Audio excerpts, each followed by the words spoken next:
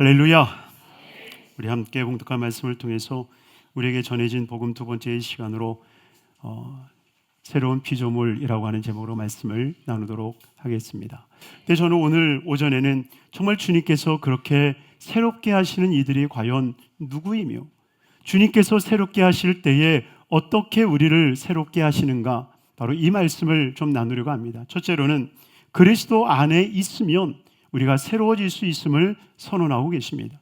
오늘 본문 17절은 이렇게 말씀하십니다. 그런즉 누구든지 그리스도 안에 있으면, 따르겠습니다. 그리스도 안에 있으면, 그리스도 안에 있으면, 사랑하는 성도님들이, 우리가 그리스도 안에 있으면 누구든지 죄인이라 할지라도, 실패했다 할지라도, 좌절했다 할지라도, 미련하다 할지라도, 가진 것이 없다 할지라도, 배운 것이 없다 할지라도 우리는 새로운 존재가 되는 줄로 믿습니다.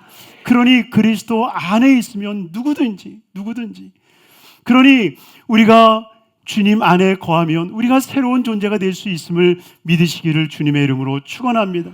그러니 우리의 자녀들이 새롭게 되기를 바라십니까? 그러면 어찌하든지 간에 우리의 자녀가 그리스도 안에 있기를 기도해야 돼요. 내 남편, 내 아내가 변화되기를 원하십니까? 그러면 그리스도 안에 있기를 위하여 기도하시길 바랍니다. 이 나라와 민족, 또한 대통령과 세운 모든 위정자들이 정말 변화되기를 원한다면, 사랑하는 성도님들이요, 정말 그리스도 안에 있게 되기를 기도하는 여러분들이 되기를 주님의 이름으로 축원합니다. 왜냐하면 이 말을 뒤집어 보면 무엇이 됩니까? 그리스도 안에 없으면 새로운 피조물이 될 수 없다라고 하는 거예요. 아무리 우리가 많은 것을 배웠다 할지라도, 많은 것을 닦았다 할지라도, 사랑하는 성도님들이요, 그것은 우리를 결코 새롭게 할 수 없다라고 하는 거예요. 그러니 주님께서는 누구를 변화시키시느냐? 바로 그리스도 안에 있는 저와 여러분들을 변화시켜 가시는 거예요. 우리는 어쩌면 기도할 때 변화의 대상을 이 나라와 민족, 대통령과 위정자들, 정치, 경제, 사회, 문화, 교육, 군사, 국방에 이르기까지 변화되기를 원하고 있습니다. 그런데 그들이 변화되든가요? 제가 이 기도만 벌써 55년 동안 해가고 있습니다. 안 변해요. 안 변한 건 아니지만 변하죠. 안 변한 세상이 어디 있습니까? 변하죠. 그러나 마음이 원하는 대로 변하지 않는 그 모습을 우리가 경험하지 않습니까? 왜 그럴까요? 답은 하나예요. 그들은 아직 그리스도 안에 없기 때문에 그렇습니다. 주님은 누구를 변화시키시느냐? 바로 그리스도 안에 있는 여러분들을 변화시키는 거예요. 그리스도 안에 있는 심령들을 변화시킴으로 말미암아 주님께서는 그 일들을 행하여 주시는 거예요. 여러분들이 그리스도 안에서 진정 변화의 삶을 가져가면 세상은 여러분들은 어쩔 수 없습니다. 여러분들을 죽이려고 총칼을 들고 아무리 무서운 것으로 여러분들을 위협하여 다가온다 할지라도, 진정 저와 여러분들이 예수 그리스도 안에서 변화되어지면 그 어떤 것도 우리를 해하지 못하고 우리가 그리스도 앞에 서는 거룩한 삶이 될 줄로 믿습니다. 그러니 늘 변화의 초점이 바로 예수 안에 있는 사람이라는 거예요. 여러분이요, 지금도 하나님께서 우리에게 변화의 모습을 가져가실 때에 누구에게 관심이 있느냐? 세상에 관심이 있지 않으세요. 하나님은 세상에 관심이 있는 게 아니라 그리스도 안에 있는 바로 여러분들에게 관심이 있음을 기억하시길 주님의 이름으로 축원합니다. 그래서 그리스도 안에 있는 저와 여러분들을 변화시키시는 분, 바로 그분이 하나님이심을 기억하시길 주님의 이름으로 축원합니다. 두 번째로, 주님께서 우리를 변화시키실 때에 어떤 모습으로 변화시키시느냐? 바로 새로운 피조물로 바꿔주신다라고 하는 거예요. 오늘 보면 17절의 말씀입니다. 17절의 말씀에 보면 그런즉 누구든지 그리스도 안에 있으면, 그리스도 안에 있으면 무엇으로 변화된다고 말합니까? 새로운 피조물이라. 따르겠습니다. 새로운 피조물이라. 여러분이 하나님께서 우리를 그리스도 안에서 우리를 새롭게 하실 때에 우리를 무엇으로 만드느냐? 피조물로 만든다라고 하는 거예요. 여러분, 이것이 얼마나 중요한지 몰라요. 우리를 바꾸실 때에 하나님으로 바꾸지 않고 여느 신으로 바꾸지 않는다는 거예요. 여러분, 제가 이 말씀에 왜 절망했는지 아십니까? 가만히 뒤돌아보면 제가 이 말씀에 절망할 수밖에 없었던 소년 시절을 지냈던 이유는 한 가지예요. 내가 그리스도 안에 변화되면, 그리스도 안에서 내가 변화되면 나는 항상 1등할 수 있어. 나는 항상 운동도 1등 해야 돼. 나는 모든 사람들 머리 위에 있어야 돼. 여러분, 조금만 내가 떨어져도 내가 새롭게 된 거 맞아?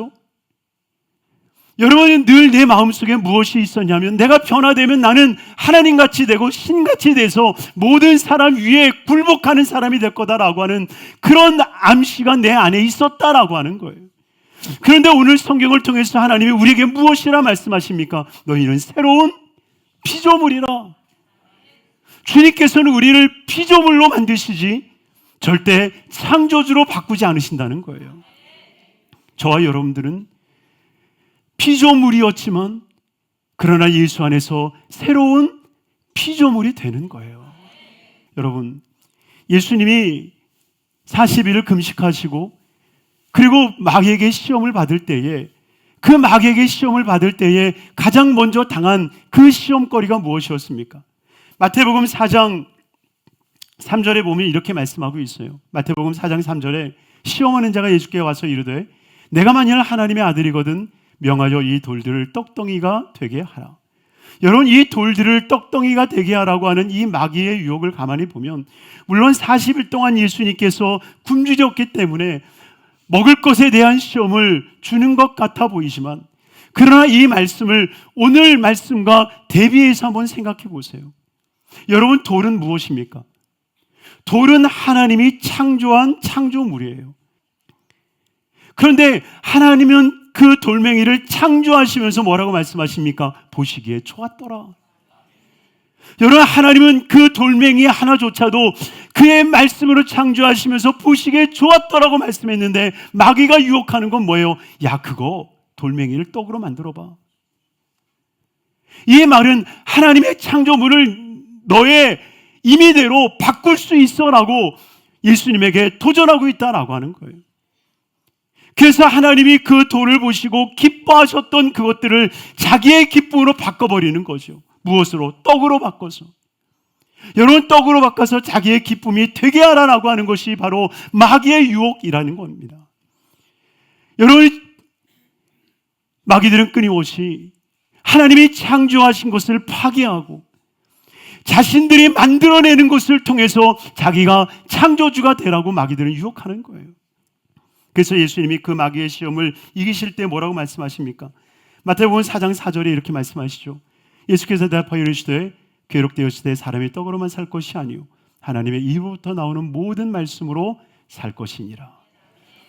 여러분, 왜 말씀으로 살아야 되나요? 이 세상이 하나님의 말씀으로 창조됐기 때문입니다. 우리가 먹는 거 하나님의 말씀으로 창조됐어요. 우리가 마시는 물 하나님의 말씀으로 창조되었어요. 우리가 딛고 서 있는 이 땅 하나님의 말씀으로 창조되었어요. 그러니 하나님의 말씀으로만이 우리가 살 때에 말씀으로 창조되어진 식물, 말씀으로 창조되어진 생수, 말씀으로 창조되어진 그 세계에서 우리는 복되어지는 거예요.